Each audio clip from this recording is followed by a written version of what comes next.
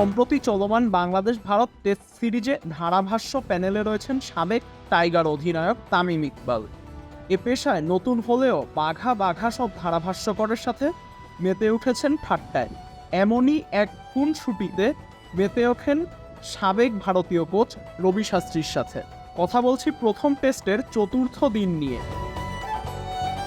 সকালের সেশনে বেশ মারকুটে ব্যাট চালান ভারতীয় ব্যাটার ঋষভ পান্ত, সাথে আক্রমণাত্মক ব্যাটিং চালান শুভমান গিল। বিশেষ যে বিষয়টা চোখে পড়ে তা ছিল তাদের ক্রিজের বাইরে বেরিয়ে এসে 6 মারার ব্যাপারটা। এ নিয়েই আলোচনা করেন তামিম ও শাস্ত্রী।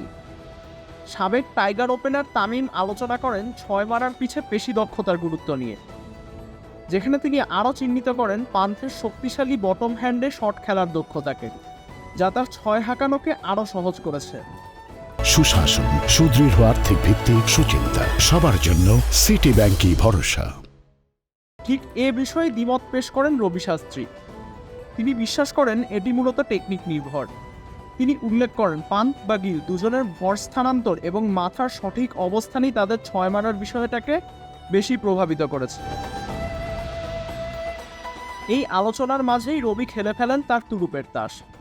বলে বসেন তামিমকে, আপনি তো আর্নল্ড শোয়ার্জনেগার না, অথচ বাংলাদেশের হয়ে সর্বোচ্চ 6 মেরেছেন, 41টি 6। সাবেক টাইগার অধিনায়ক 2023 সালে তার শেষ লাল বলের ম্যাচ খেলেছেন। 134 ইনিংস খেলে 38.89 গড়ে তার সংগ্রহ 5134। এবং রবির কথাই শ্রেয়, বাংলাদেশের জার্সিতে টেস্টের হয়ে সর্বোচ্চ 6-এর মালিক তামিম ইকবাল। তারপরেই অবস্থান করেছেন মাঠে খেলা তারই সতীর্থ মুশফিকুর রহিম। তামিমের সাথে তার ব্যবধান কেবলমাত্র 6। মজার ব্যাপার হচ্ছে, খেলোয়াড় থাকাকালীন সময়ে রবি শাস্ত্রীও এতগুলো 6 হাঁকাননি তার টেস্ট ক্যারিয়ারে। 80 ম্যাচ খেলেছেন এই সাবেক ভারতীয় ক্রিকেটার। 35.79 গড়ে তার সংগ্রহ 3830 রান। 121 ইনিংসে 6 মেরেছেন কেবল 22টা।